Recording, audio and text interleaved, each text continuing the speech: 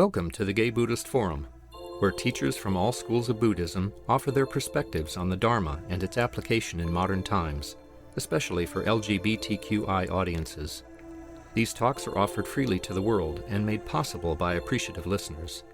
If you would like to support our efforts to share the Dharma with underserved audiences, please visit gaybuddhist.org. There you can donate, find a list of upcoming speakers, or enjoy many hundreds of these recorded talks dating back to 1996. This morning we have two members of our sangha who are speaking, Brayton and Camarda. Cass is a member of the Sisters of Perpetual Indulgence, also known as Sister Mary Media. The Buddha proclaimed that one cannot achieve enlightenment without community.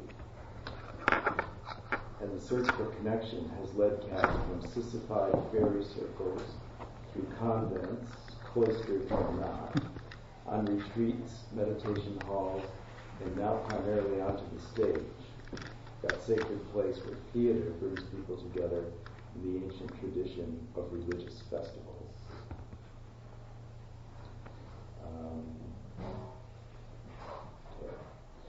Peter Camarda has been sitting with the GBF since his early days at the old Page Street location. He first learned to meditate at the San Francisco Zen Center in 1985. However, he has been much too irregular and inconsistent about practice to consider himself an official member of any Buddhist school. Impermanence has been a major part of his life. Originally trained as a lawyer, he has since been a word processor, a fundraiser, an editor, computer operations assistant, and is currently looking for a new work incarnation.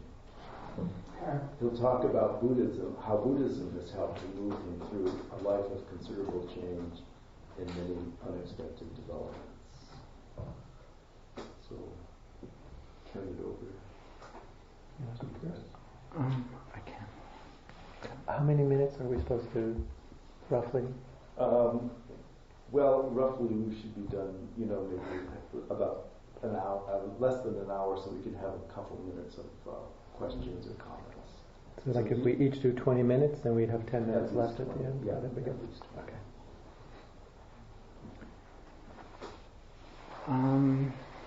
Hi, my name is Cass, and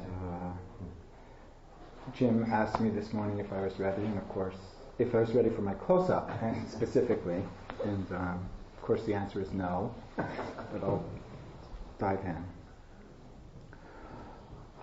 I too have been a member since the Page Street days, very intermittently, but this sangha, the Gay Buddhist Sangha Fellowship,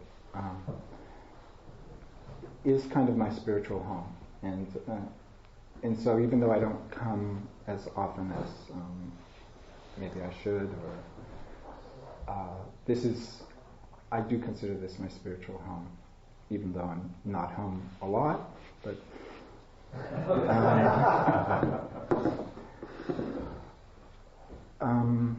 so how did I get here? I started out in Montreal and was managing a gay and anarchist bookstore there called Androgyny. And we would get these magazines and things like that from the United States, of course. So I remember an early edition of RFD magazine. I think maybe it was the first edition.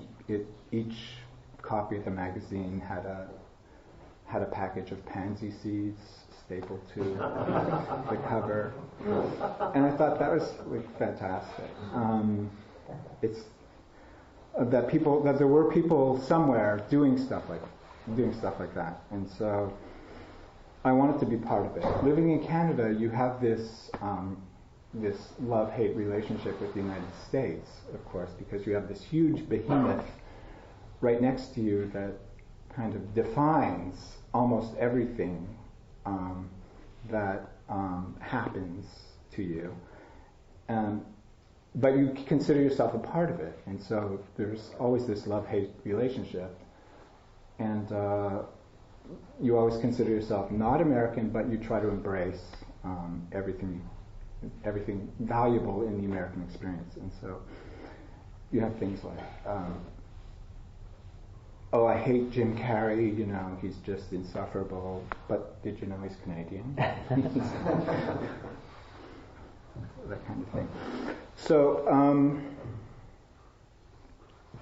I wanted to come to there was this burgeoning gay culture, both in Canada and the United States, but I didn't like the way the border kind of separated the method of participation in the culture. I wanted to participate in the larger gay culture, the things that were going on, to connect with the culture that could produce RFD, gay sunshine, and things like that. So I participated in the mass gay migration to the United States that took place to San Francisco, that took place in the mid-70s, to San Francisco and New York. I always think, well, the bottoms all migrated to San Francisco and the tops went to New York. It's not quite.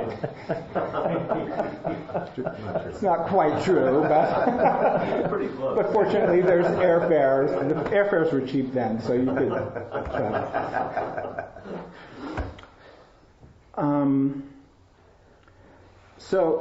Having got here, shortly after I got here, I saw a notice for a spiritual conference for radical fairies, and that was taking place in Arizona.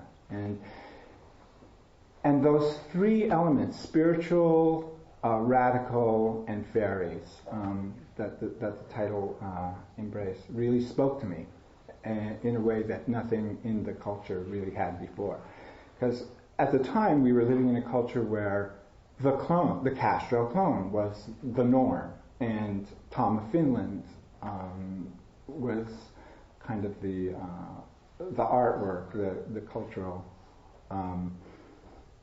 center of the gay experience. And so here was a group of people that were espousing something different, and so I packed up and went to this.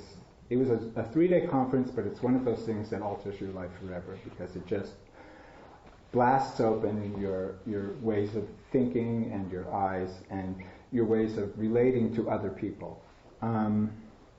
So there were workshops on autofellatio, and, reclaiming the sissy within, and all this stuff that was just so different from what was going on in San Francisco at the time. And so Harry Hay was there. He was one of the organizers. Mitch Walker, who had written a book that had really spoken to me in the past about called Men Loving Men, in which he had an essay which espoused the theory that one of the gay archetype, is the double, and that it's a natural part of human sexuality and part of human culture. And so he was one of the organizers. So I was starting to connect with the people that I wanted to when I had been in Canada. And one of the other things that one of the other groups of people that I connected with at that conference was somebody named Edmund Garin and Bill Graham, who were two of the people who it turns out started the Sisters of Perpetual Indulgence. They had done it as a lark, kind of. Four people on an Easter Saturday that year had gone out to Land's End in nuns' habits, and they got such a reaction from people that they said, "This is too good to pass up." And so they.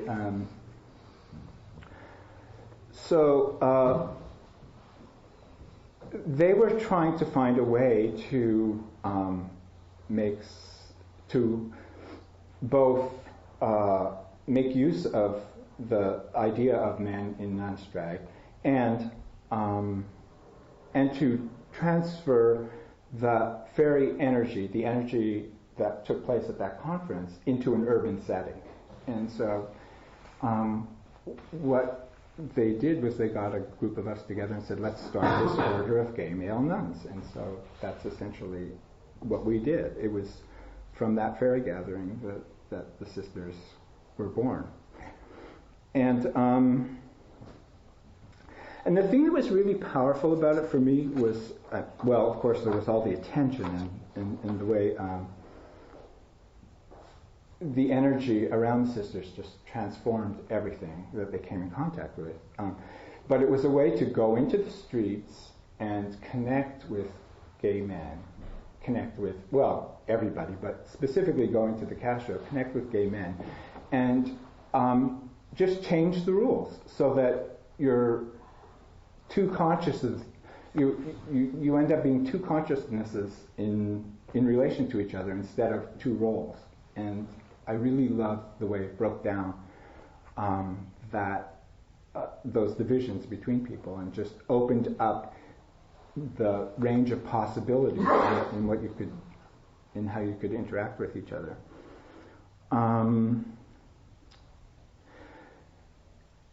And it was also a matter of being in a gang. I mean, of being part of a group that was trying to do something to change, to explore the consciousness that we were living in, and to change it, and to challenge it. And it's something that gay men have done historically.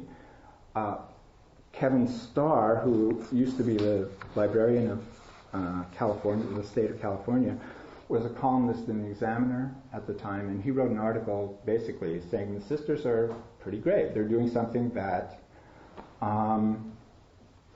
that gay men have done in the past. They challenge the conventions of the church. They challenge the oppression of people in the church, and it's a valid role. Of course, he got tons of hate mail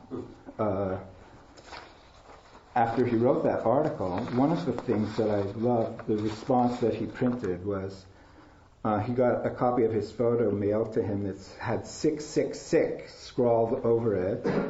Wake up, you pompous jerk. There are thousands of us in this city who have become so incensed at the slimy sickos that we are going to organize and speak to the mayor. Now there's a challenge. The mayor being Dianne Feinstein at the time. So I guess people kind of know the history of the sisters. One of the first events that we did was to organize a bingo for the gay Cuban refugees, and we published an STD pamphlet called Play Fair, which was the first pamphlet that was actually used the language that people used to talk about their sexuality. It wasn't antiseptic medical speak. It was like, well, here's what we should know about BD, and the whole idea was treat each other with respect and play fair with each other. It wasn't like don't stop playing, but it's like treat each other with respect and fairness. And then we had things like dog shows and stuff like that. And but there's always this tension in the sisters between trying to make it less anarchic or keep it anarchic. Some people wanted to change it into a more professional kind of comedic thing. So one of the sisters organized, lined up this person to give us comedy workshops, and she wanted like $1,500 for a 6-week course in the fundamentals of comedy. And, but people in the order were like, $1,500? No way, we don't. Who's going to teach us about comedy? But we know what we're doing. So he had to phone Whoopi Goldberg and tell her that we didn't want to spend $1,500 taking a workshop from her. Of course, she got us back, of course, and she made a killing on playing a nun.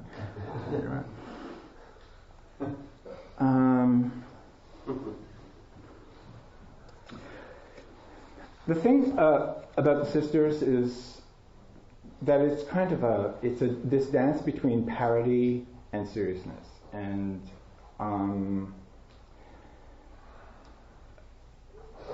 the serious part was we had people involved like Bobby Campbell, who called himself the AIDS poster boy, and I think of as kind of the Martin Luther King of the AIDS movement. I mean, he was the first person to say, this disease is nothing to be ashamed of. I have nothing in my past to be ashamed of. And he refused to be treated with anything less than total respect and dignity. And he used the sisters to make that happen. And to promote that cause. And we had people in the sisters like James Brayton, who is a filmmaker and poet, very brilliant, and wrote some wonderful stuff for us, which we performed in different locations. And one of the things that he said that always stuck with me was, if you want to be liked, be nice. If you want to be loved, be outrageous. And that was, I think that was a message that stuck.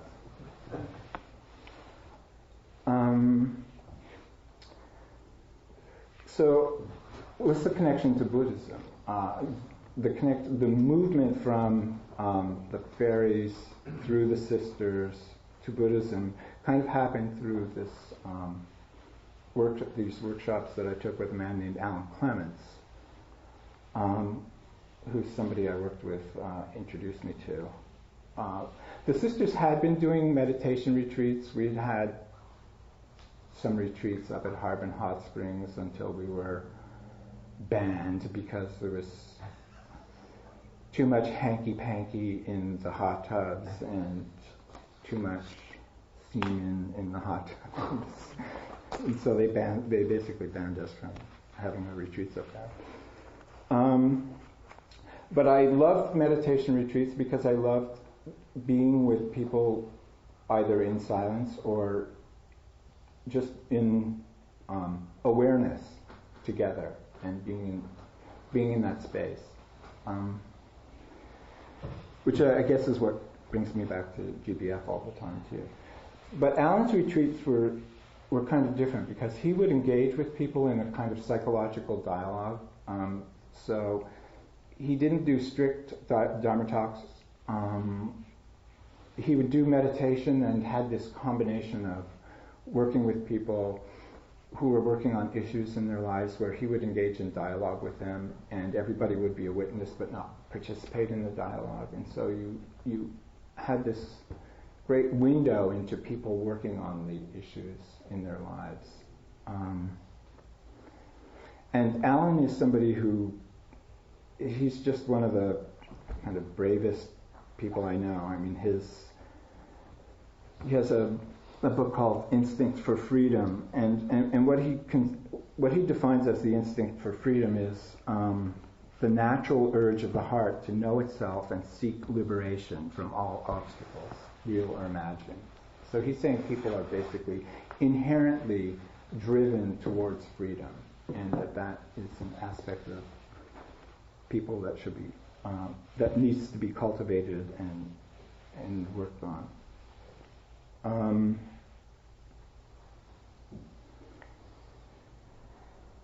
So Alan has also, I mean, he's somebody who doesn't allow limits to be imposed on him, so he too wants to engage with the world and change it. And I think it's that that need for engagement that got me to move to San Francisco, that Alan really speaks to in me as well. He, for example, he's written a book in conjunction with Aung San Suu Kyi in Burma, and he's been banned from Burma by SLORC because he works to advance the freedom, the movement for democracy there.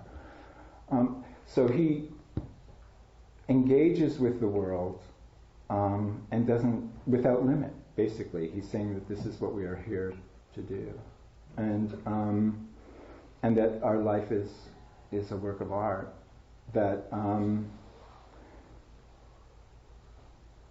we need to explore in all of its facets.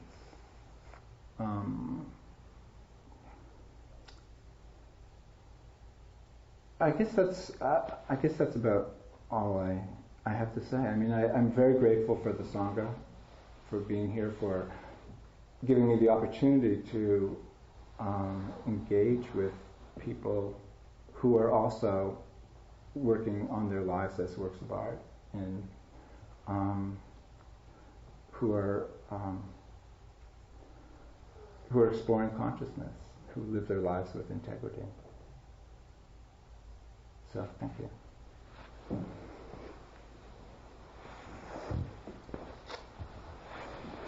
Thank you, Cass. Well, I'm Peter Camarda, and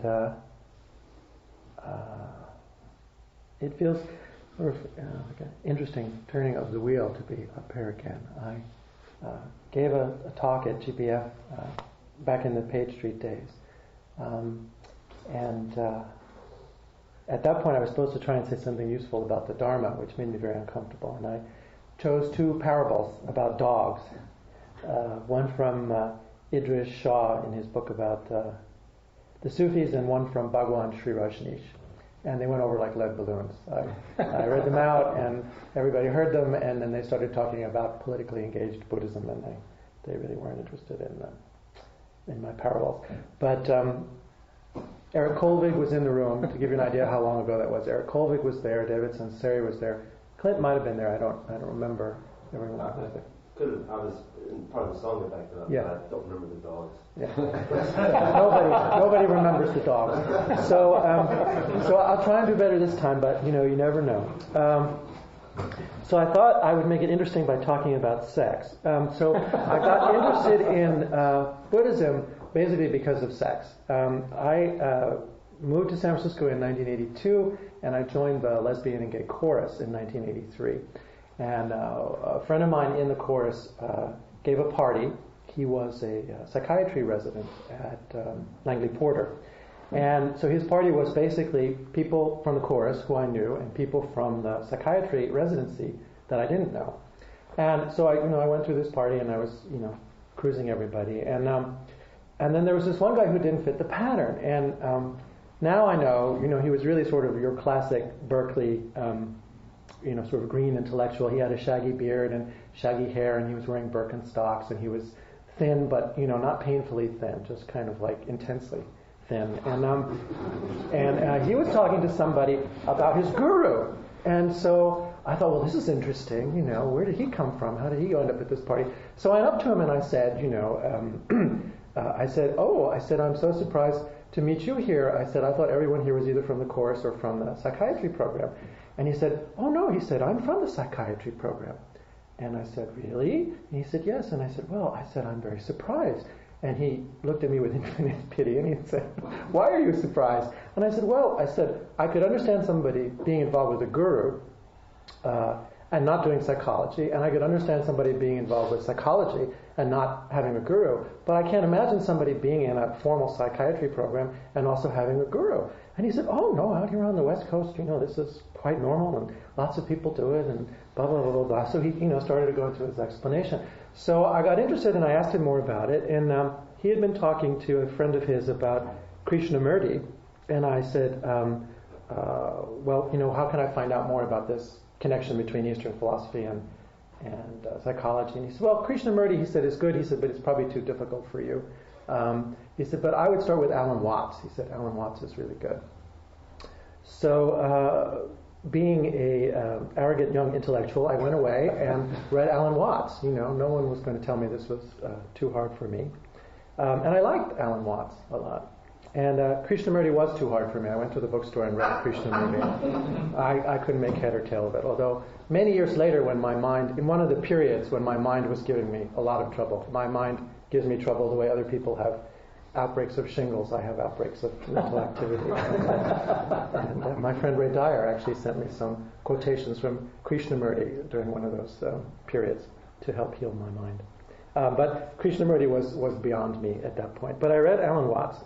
So I never saw this guru-oriented psychiatry resident again. But he, it's one of those pivotal encounters that you don't realize at the time, sets off a whole chain reaction. So the next thing that happened was a friend of mine from graduate school came out here to do a judicial clerkship, Sabrina. And Sabrina was from New Orleans, and in New Orleans they're very interested in paranormal phenomena. And she was making the tour of all the things that were available in the Bay Area, people who talked to the dead, people who had visions, Santeria, the whole thing. But the Zen Center was one of the things on her list. And I was talking to her one day, and she said, I want to go to the Zen Center, Peter. She said, but I'm afraid. I'm afraid to go by myself. And I said, well, I'll go with you. Because I had read Alan Watts, and he had laid out all this stuff about it. It sounded very Episcopalian. Zen in Alan Watts is very, very safe. Very kindly, very gentle, very intellectual. So I said, don't be afraid, Sabrina. There's nothing, I'll go with you. So we went to the Page Street Zen Center, and I really had no idea what was going on, except I'd read all this great stuff in Alan Watts, so I was just sort of ready to have an impression made on me. So I sat on the cushion, and I was very afraid when I went in that I wouldn't be able to last 40 minutes. I thought my brain would explode or something. But basically nothing happened, and we came out, but on the way home I was singing. I was just singing, So it hit me on some level that I really didn't understand, and I really don't understand it now either. But I've sort of, learned that a lot of things in Buddhism come to me that way. My mind is really sometimes the biggest obstacle, and I'm still learning to deal with that. So back to the course. So I had a friend in the course who heard that I had gone to the Zen Center and liked it, and he said to me, "Oh, Peter," he said, "there's a gay Zen Center you could go to." And bring the sexual element back. There's a gay Zen Center right in the Castro. He said, "I saw an article in the BAR."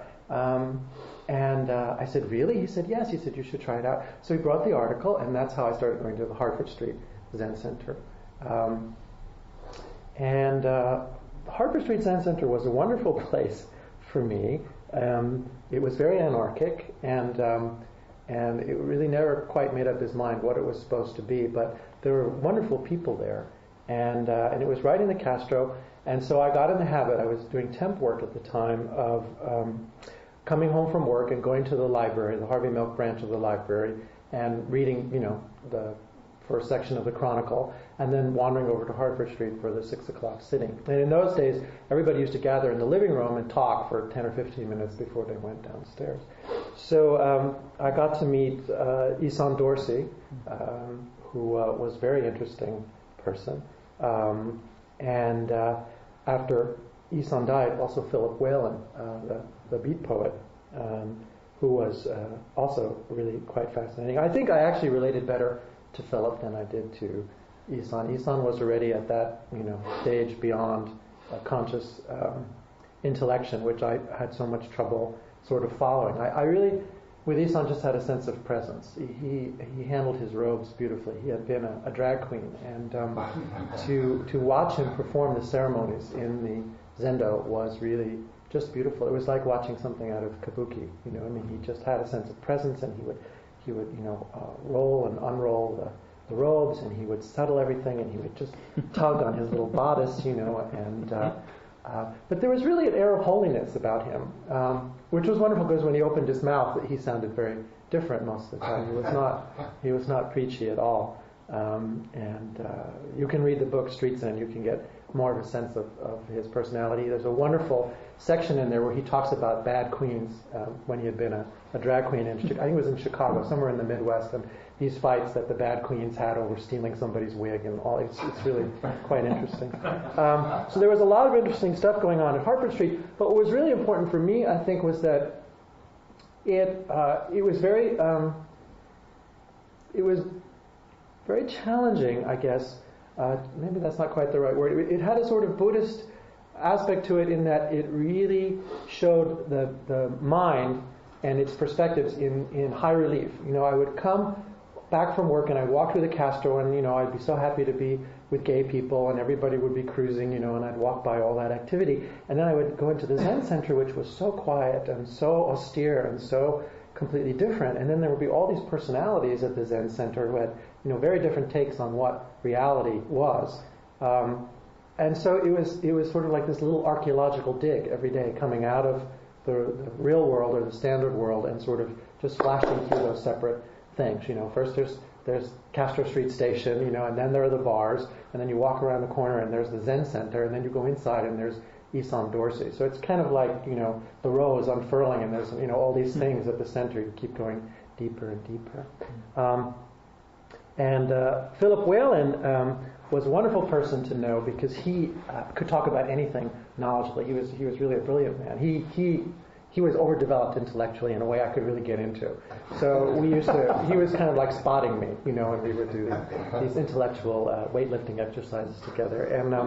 And people used to be amazed because Philip is a poet, and so he would say something and I would say something, and people wouldn't be able to see the connection, because there was no connection, and that was fun. So people thought I really knew a lot about Zen because I could do that, and I really don't know very much about Zen. I never learned very much at Hartford Street, but Philip was just a wonderful person to be around.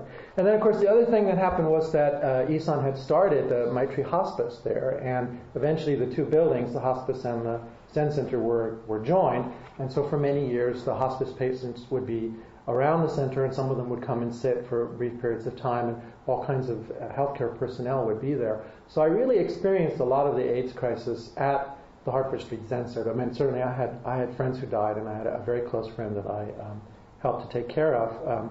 But it was at Hartford Street that I really got more of a sense of the enormity of it. Walking through the Castro in those days when it was really like a concentration camp, and seeing all the emaciated people hobbling around on their canes, and the people at Hartford Street, in the hospice would keep dying. So you would see them for a week or a month, and they'd be gone, and somebody else would come. And there was really a sense of the enormity of it, the sort of wave that was cresting and breaking over San Francisco.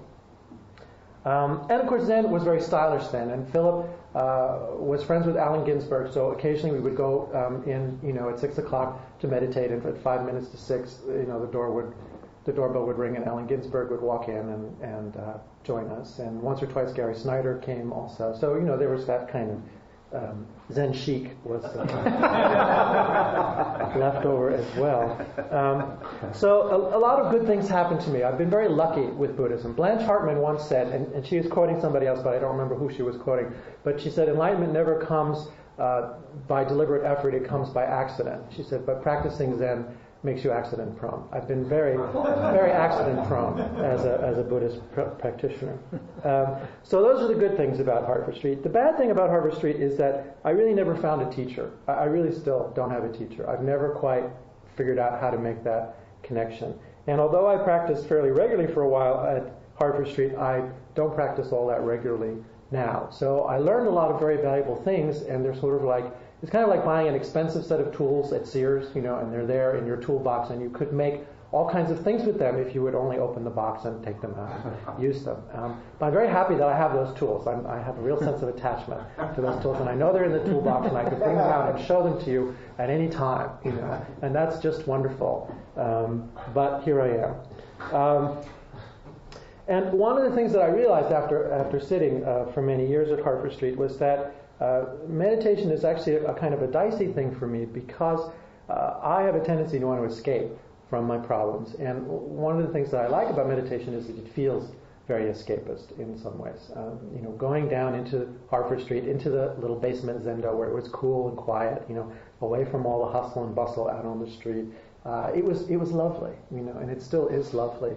And there's nothing wrong with appreciating that loveliness, but I don't think that that's sort of the beginning and the end. That's not the alpha and omega of meditation. It's just going to a quiet place and escaping the furor of the world outside.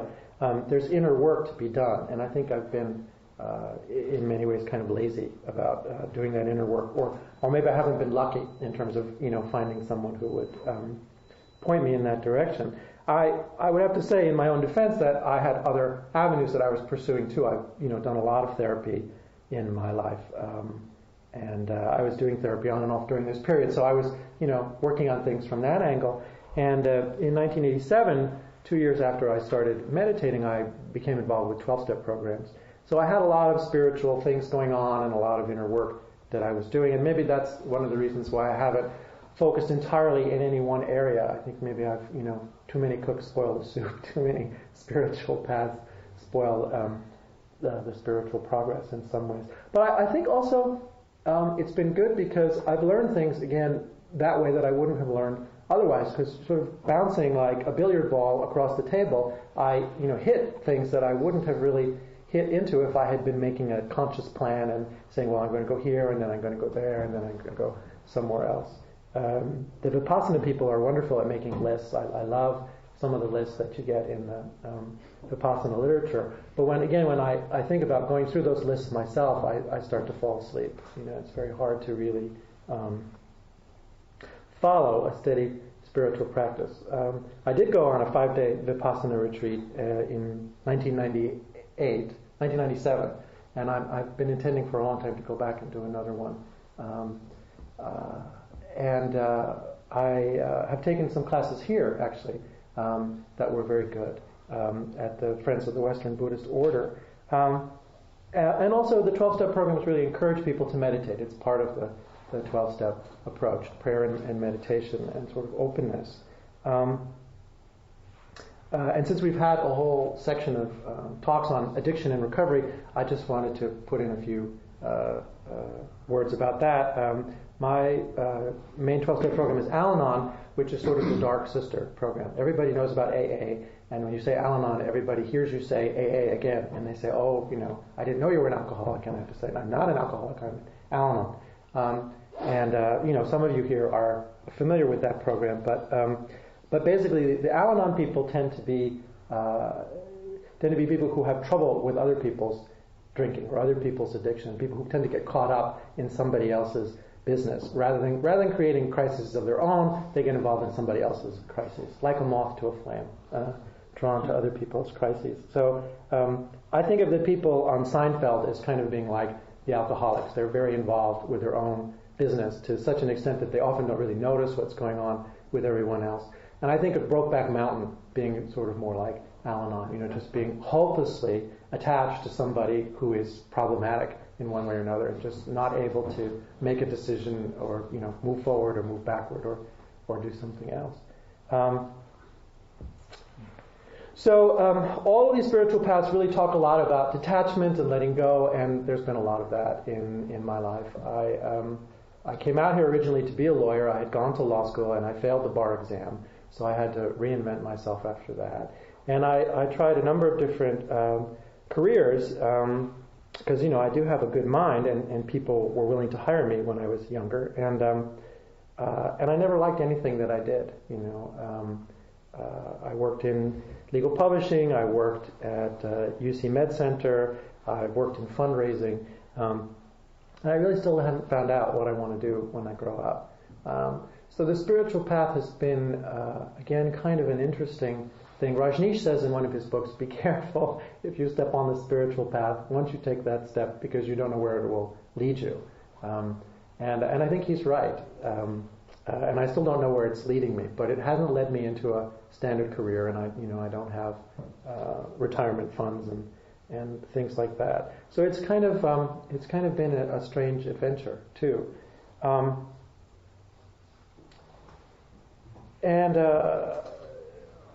I guess, part of the problem, of course, is that I came to Buddhism with a lot of, pre-existing issues. I guess everyone has pre-existing issues, but I came from a very dysfunctional family, and I've really been burdened, I think, by a lot of self-hatred throughout my life. And so I've been trying to work on that issue in all these different places, in the 12-step programs and in therapy and with Buddhism.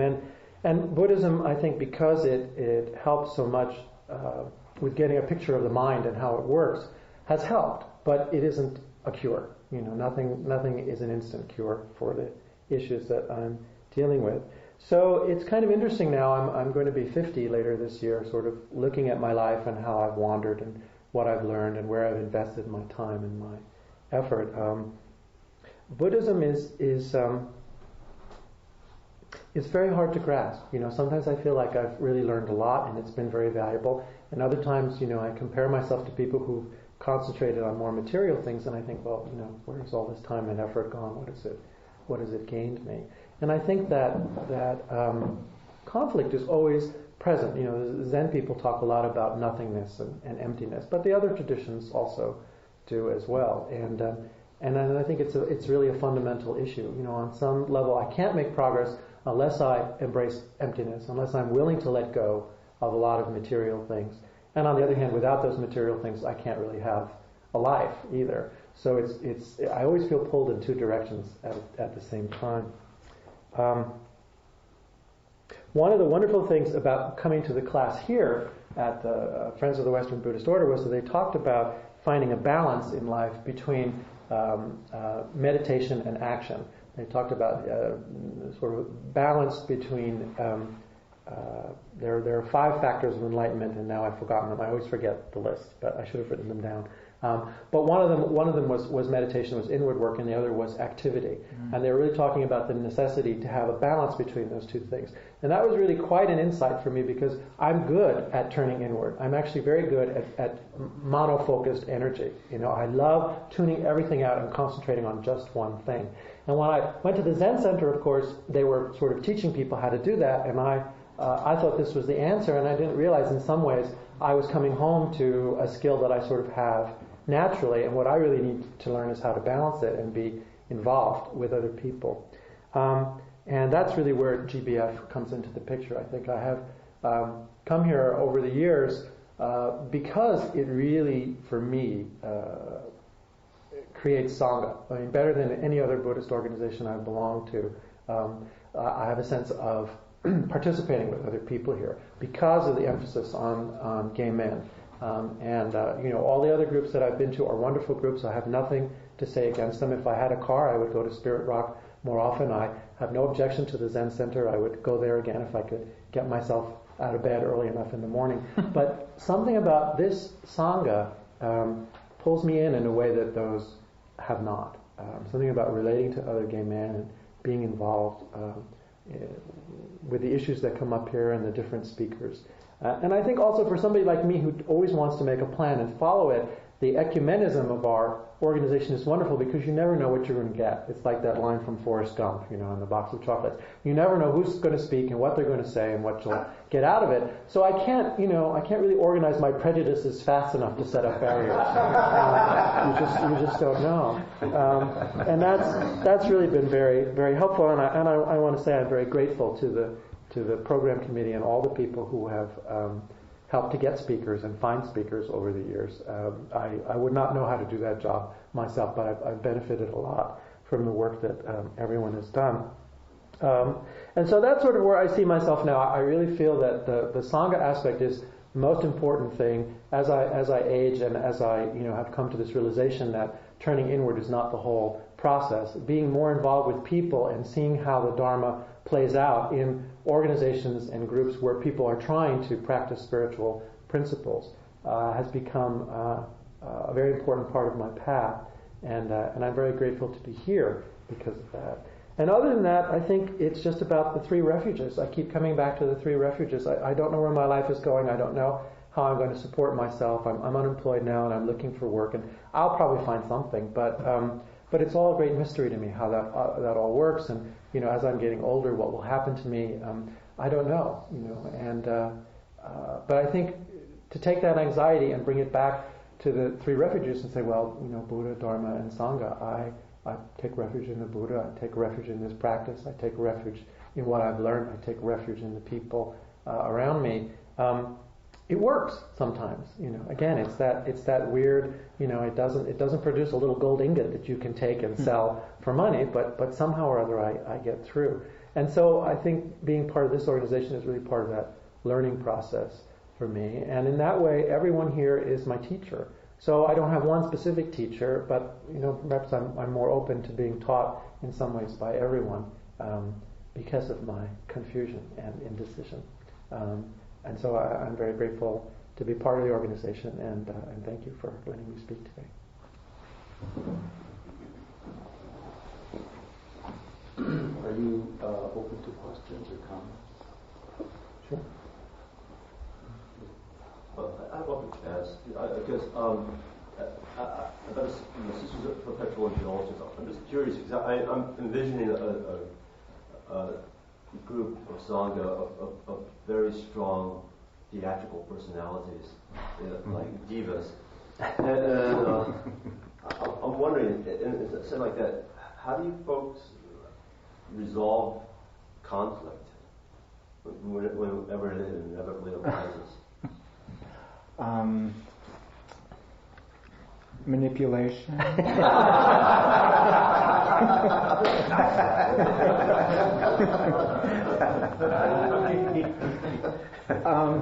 There are a lot of stresses. I'm not active in the organization. There are active sisters and passive sisters. I'm a passive sister. But yeah, that's one of the stresses in the organization is that it's one of the reasons I got out quite a while ago is that there was, there's always this impulse to say yes to everything, and then everybody is running in opposite directions with where they want the organization to go. But there are people have meetings. It's despite all the strong kind of determined personalities that are involved, people really do kind of listen to each other, and there is kind of a heart connection between people. It is a spiritual organization, and so things get worked out in the way that families work things out. You don't always get what you want, but you get back at somebody later on.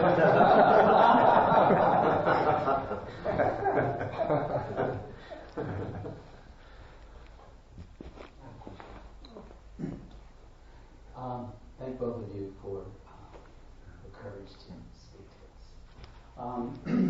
Cass, you mentioned a lot about community and boundaries and struggling with that through your involvement with the Sisters of Perpetual Indulgence, and we talked about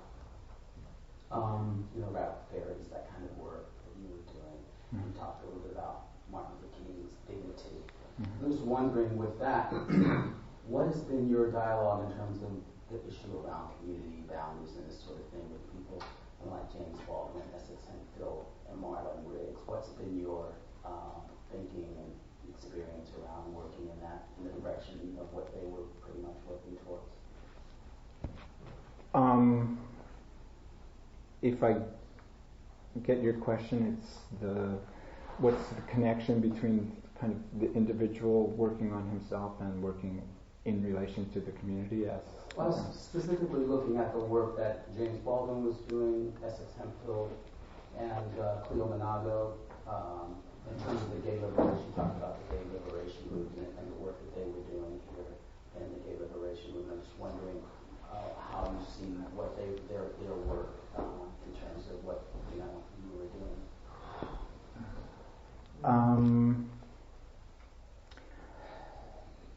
I think to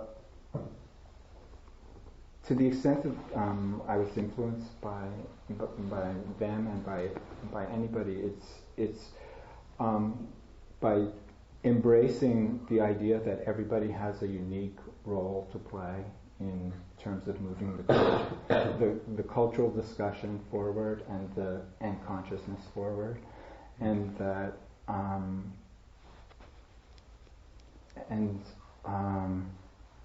so you find what is the most authentic expression of yourself, and sometimes it's something that can't be articulated. It's like I never really set out to do drag. I was never really consciously attracted to it or drawn to it, but when I encountered it, I responded, and so I guess for me it's kind of listening to the truth that's in your heart that has nothing to do with the truth that's being fed to you, and responding to that and acting on it.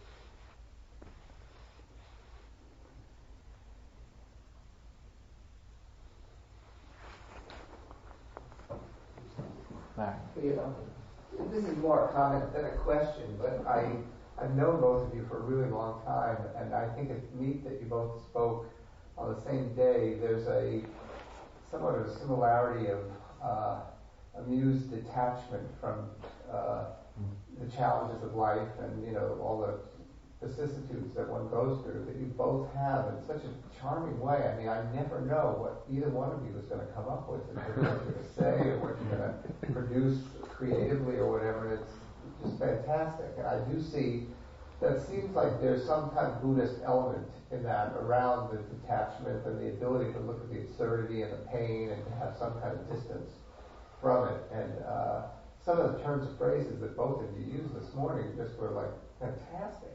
Just like really fills my heart. Just really nice to hear you, and happy to be in sangha with you. Both of you have written plays, right? Yeah. Yeah. You, Peter, I helped read a play you wrote. Oh, that poem thing. Yeah. Yeah, but it's very. I had no connection. Consciously. I had not thought much about the theatrical elements of Buddhism. I don't know where I'm going with this question. Let's put on a show.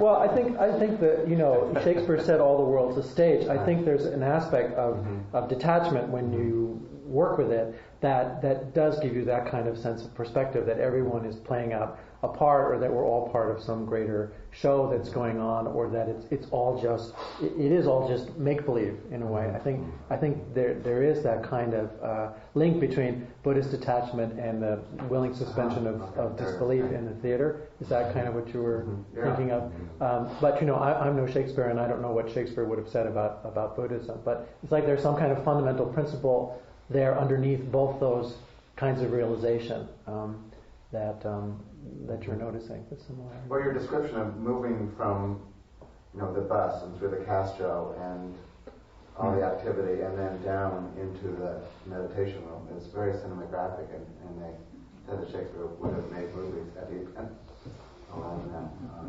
And I would have been happy to star in them. Well, there's also an aspect of a playwright gets to kind of create a world and say, this is how I think the world operates, and this is how people interact with each other. And I think it's in the same way, it's in the same spirit in which practitioners look at samsara. It's like, well, what's actually going on here? How does the consciousness function? And I think playwrights try to recreate that on the stage. I love this. There's a quote from Tom Stoppard in Arcadia, which I really love, and it's comparing what we're looking for misses the point. It's wanting to know that makes us matter, and it's wanting to know that makes us matter, and I think it's that engagement with trying to understand the world and how it works that both the theater and a Buddhist practice share in common.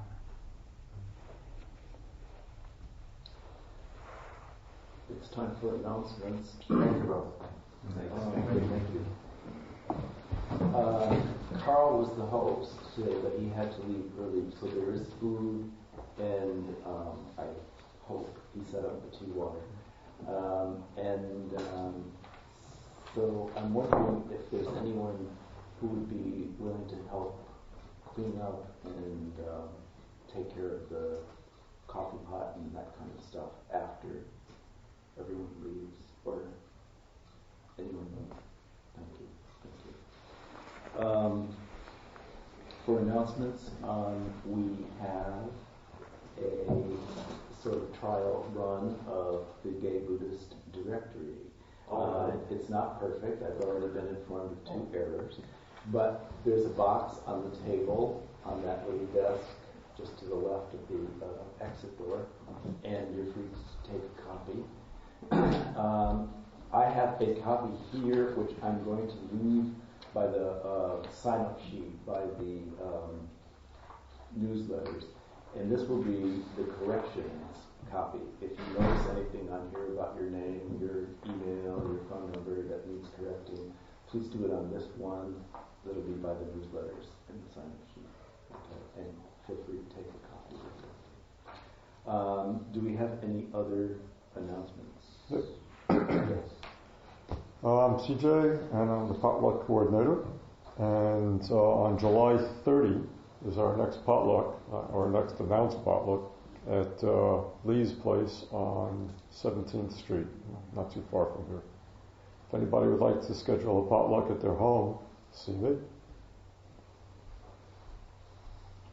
Thank you. Martin Snow, who couldn't be here today, asked me to pass on this information about this group. Apparently he's forming. It sounds really cool, actually.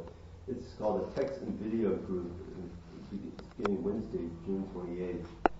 And TVG meets every Wednesday at 7 p.m. for reading, viewing, discussion of selected books and videos. And dinner is served at 6 for those who are interested. And then I guess the intention is to create an engaged and satisfying evening with friends. And it's put on by a joint venture of GBF, the QS, the Queer Sangha members, and friends. And then they just have a list of possible books or videos that people might want to consider reading or viewing to discuss. So I'll just leave these flyers out here for everybody who's interested. And again, it sounds really interesting. Any other announcements?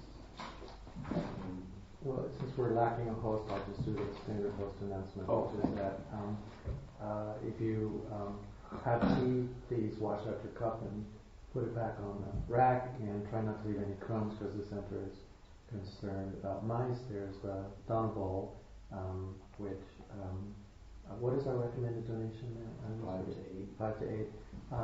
There's no requirement if you can't afford that. Whatever you can give. What's the last thing? There's one more thing. Sign-up sheet. Sign-up sheet. Yes. Exactly good. If you're new, we have a sign-up sheet. You can get the newsletter by mail or by email or whatever you prefer. And that'll be out by the Dharma Bowl as well. And since our host is well, would someone be willing to walk around and pass the Dharma Bowl today? Michael. Okay, thank you. And some people go out to eat afterwards, so you might just ask around. It's always an impromptu thing. Or just if you lurk outside the door when you're not, the people who are going to lunch will emerge as a clock, and you can just follow them. Make sure you lurk. Okay, any other announcements before we close? Okay, I've asked Peter to facilitate our questions.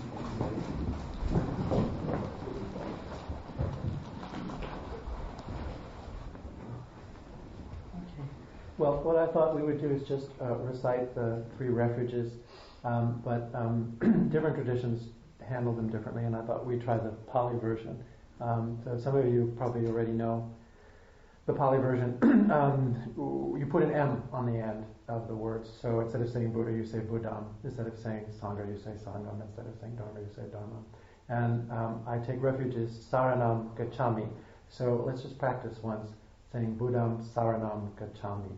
Buddham Saranam Gacchami. So we'll go through it 3 times, and in the Pali tradition, there's a special prefix word you use when you go through the second time, which is essentially saying, for the second time, I take refuge in the Buddha for the second time, which is dutyampi, and duty is the same root as 2, and then the third time around is tatyampi, which is the same root as 3. So that sounds complicated, but it repeats a lot, so you'll get the hang of it as we go through it. So let me just do a brief dedication of merit, and then we'll sing. May our intention equally penetrate every being and place with the true merit of Buddha's way. Buddham Saranam Gacchami, Dharmam Saranam Gacchami, Sangham Saranam Gacchami, Dutyampi Buddham Saranam Gacchami, Dutyampi Dharmam Saranam Gacchami, Dutyampi Sangham Saranam Gacchami, Tatyampi Buddham Saranam Gacchami, Tatyampi Dhammam Saranam Gacchami, Tatyampi Sangham Saranam Gacchami.